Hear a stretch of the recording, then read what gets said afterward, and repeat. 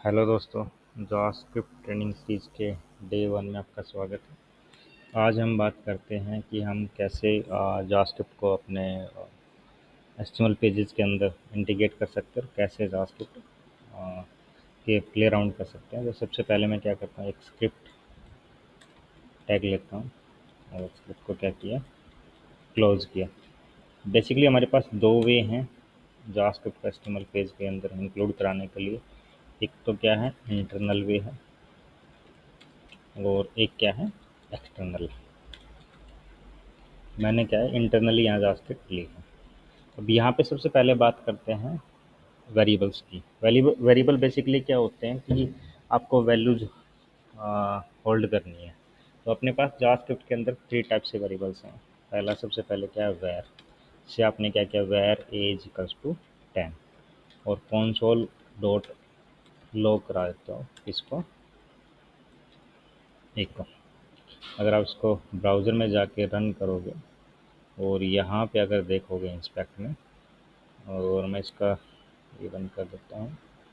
Console को मैंने क्या किया कि ये तो यहाँ इसने क्या कर दिया, मेरे को 10 वैल्यू दिखा दी। अब वेर में क्या है, जैसे लेट्स सपोज आपने क्या किया, डायरेक्टली वेर ए 10 किया, और देन आप क्या करते हो, वेर ए करते हो और कंसोल डॉट लॉग कराते हो एक को। तो यहाँ पे आप क्या देखोगे कि आपको यहाँ पे भी 10 मिला, फर्स्ट कंसोल पे भी और सेकंड कंसोल पे भी। अब इसमें क्या है कि आपने जब वेरिएबल को डिक्लेयर किया, देन आप उसको वैल्यू असाइन करते हो, उसको यूज़ करते हो। लेकिन जावास्क्रिप्ट के अंदर अगर वेर अप्रोच के साथ किसी वेरिएबल को लेते हैं तो वहाँ क्या है, अपने को उसको डिक्लेयर करने की ज़रूरत नहीं है। आप directly age equal to 10 define कर सकते हो, और देन आपने उसकी वैल्यू को कंसोल कराया और देन रीडिक्लेयर किया। अब लेट्स सपोज कि मैं रीडिक्लेयर के टाइम पे इसकी वैल्यू को कितना कर देता हूँ, 20 कर देता हूँ। तो यहाँ पे जो मेरे को वैल्यू मिलेगी वो 10 मिलेगी, और यहाँ पे वैल्यू मिलेगी मेरे को 20 मिलेगी। अगर मैं इसको रिफ्रेश करूँ तो यहाँ मेरे को 10 मिला, और नीचे क्या मिला, 20 मिला। अब लेट्स सपोज मैं क्या करता हूँ, एक फंक्शन कॉल कराता हूँ, बनाता हूँ, जैसे फंक्शन ABC, और इस फंक्शन के अंदर एक वेरिएबल लेता हूँ IP करके, IP, उसको क्या करा दूँ, कंसोल। या मैं क्या करता हूँ, इसमें कोई आर्गुमेंट नहीं लेता, मैं डायरेक्टली क्या करता हूँ, इसकी ए की वैल्यू को ही क्या कराता हूँ, कंसोल करा देता हूँ, और यहाँ पे फंक्शन को क्या करता हूँ, कॉल करा देता हूँ। तो यहाँ क्या हुआ, देखो 10, 20 और 20। अब मेरे जो ये वेरिएबल है, एक तरह से मेरा एक ग्लोबल वेरिएबल बन गया। इसका मैं क्या कर सकता हूँ, इसको विद इन अ फंक्शन भी इसको यूज़ किया जा सकता है। लेकिन अगर लेट्स सपोज आपने क्या किया, यहाँ लेट एज इक्वल टू 30 किया, ठीक है। आपने क्या किया, उसको रीडिक्लेयर कर दिया और कंसोल डॉट लॉग कराया ए को। या मैं इसको लेट की बजाय वेर के साथ यूज़ करता हूँ अभी। तो यहाँ क्या आ गया, 30 आया, और यहाँ क्या आया, 20 आया। मतलब इनसाइड जो ब्लॉक है, फंक्शन का जो ब्लॉक है, उसके अंदर आपने एक तरह से वेरिएबल को लिया। तो ये वेरिएबल यहाँ पे क्या हो गया, ये आपका लोकल वेरिएबल बन गया, और ये यहाँ पे क्या है, आपका ग्लोबल वेरिएबल। और जैसे यहाँ पे भी ये यूज़ हो रहा है ग्लोबल वेरिएबल ही, और यहाँ पे भी ये क्या है, ग्लोबल वेरिएबल ही। तो ये तो बेसिकली क्या हुआ, हमारा वेर अप्रोच हुआ, जिसमें क्या है, हम वेरिएबल को डायरेक्टली वैल्यू असाइन किया, देन इसको डिक्लेयर किया, देन उसको यूज़ किया, डिक्लेयर करने से पहले भी यूज़ किया। अब अदर जो अप्रोच हैं वेरिएबल्स की, उनके बारे में भी जानते हैं। सो एक वेरिएबल लेता हूँ मैं, जिसे मैंने b इज इक्वल्स टू 20 लिया, और मैं लेट b करता हूँ, और इसको क्या करा देता हूँ, कंसोल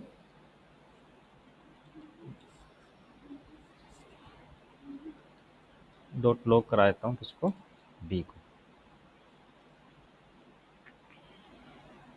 अब यहाँ इसने क्या किया, can not access b before initialization. इसका मतलब क्या है कि अगर आप किसी भी वेरिएबल को लेट या कॉन्स्ट अप्रोच के साथ डिक्लेयर कर रहे हो, तो उस टाइम पे पहले आपको वेरिएबल को डिक्लेयर करना होगा।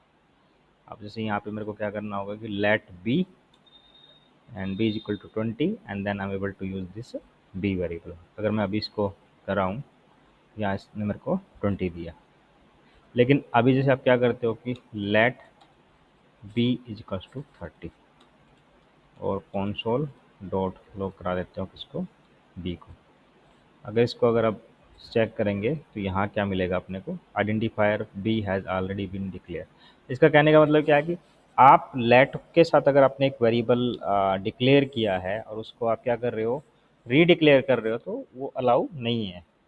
फर्स्ट अप्रोच तो क्या है लेट और कॉन्स्ट के साथ कि हम इसको लिख लेते हैं। लेट और कॉन्स्ट के साथ क्या, सबसे पहली बात तो क्या है कि first declare the variable. Second क्या है, variable defined with let and const can't be redeclared। ये बेसिकली दो रूल्स हैं लेट और कॉन्स्ट के साथ। ये वेर के साथ अप्लीकेबल नहीं है। वेर को आप कर सकते हो, जैसे आपने एक बार यहाँ पे वेर A20 किया है और मैं क्या करता हूँ यहाँ पे दोबारा आके var a is equal to क्या कर देता हूँ 30 कर देता हूँ एंड कॉन्सोल डॉट लॉग कराऊँ इसको ए को, तो ये मेरे को देगा। अब जैसे मैं यहाँ पे इसमें टेक्स्ट भी डालता हूँ, ए आफ्टर री डिक्लेयर। अगर मैं कंसोल को चेक करूं तो यहाँ पे अभी ये इसने बी वाला एरर दिया, बी को मैं क्या करता हूँ रिमूव कर देता हूँ। जो रीडिक्लेरेशन हमने चेक कर लिया, रीडिक्लेरेशन अलाउ नहीं है, तो हम क्या करते हैं इसको रिमूव करके इसको रिफ्रेश करके चेक करते हैं, तो ये ए आफ्टर रीडिक्लेयर कितना आ गया, 30 आ गया। अब सेम वे अभी क्या करते हैं, एक वेरिएबल लेते हैं, हाँ, let c is equal to 50 और कॉन्सोल डॉट लॉग करा देते हैं किसको, सी को, और यहाँ पे लिख भी देते हैं स्टैटिक स्ट्रिंग ले लेते हैं सी इज इक्वल्स टू प्लस सी। तो यहाँ क्या आ गया, सी इज इक्वल टू 50 आ गया।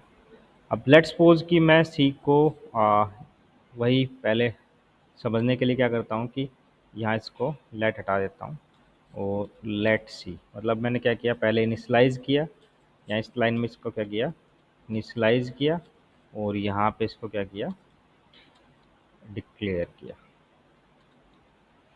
और यहाँ इसको क्या कर रहा हूँ, एक्सेस कर रहा हूँ।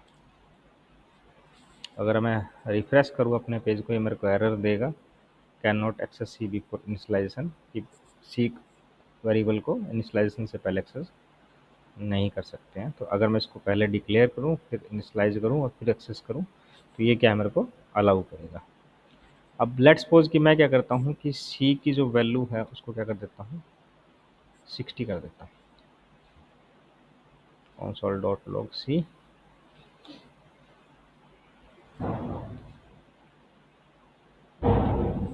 तो यहाँ क्या हुआ कि सी की वैल्यू को इसने क्या कर दिया,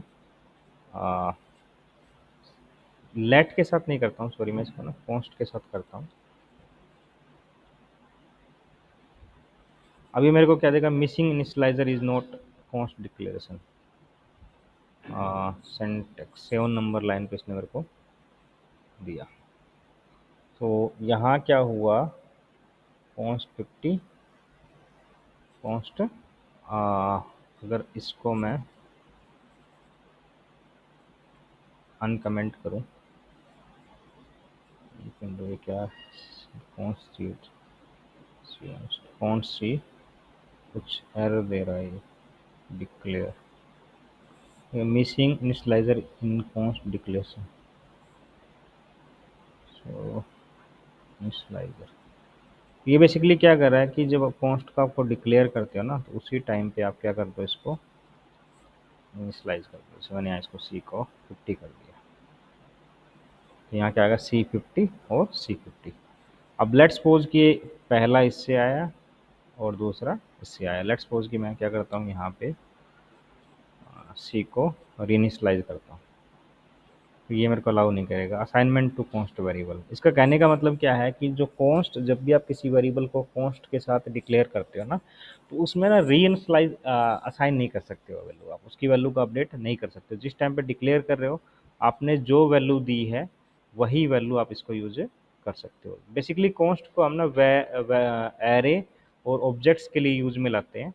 इसको हमारे कमिंग सेशंस में जानेंगे कि कॉन्स्ट को हम प्रॉपरली कहाँ पे यूज़ कर सकते हैं।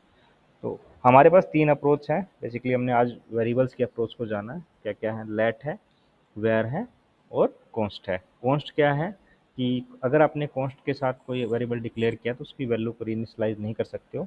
और लेट के साथ है कि पहले आपको उसको डिक्लेयर करना होगा और देन उसको आप क्या कर पाओगे, वैल्यू इनिशियलाइज़ कर पाओगे या रीइनिशियलाइज़ कर पाओगे या एक्सेस कर पाओगे। वेयर के साथ आप कैसे भी कर सकते हो, वेरिएबल को पहले इनिशियलाइज़ कर लो, फिर डिक्लेयर कर लो, फिर रीडिक्लेयर करो, फिर रीडिक्लेयर कर लो। तो वेरिएबल अप्रोच के साथ क्या है कि हमें कोई प्रॉब्लम नहीं है। बेसिकली आज का जो सेशन था हमारा, ये टोटली अराउंड था ये different ways of JavaScript variables. Next sessions में हम कमिंग सेशंस में हम बाकी टॉपिक्स के बारे में बात करते हैं। तो अगर आपको वीडियो पसंद आया तो वीडियो को लाइक करें, कमेंट करें और चैनल को सब्सक्राइब करें। धन्यवाद दोस्तों।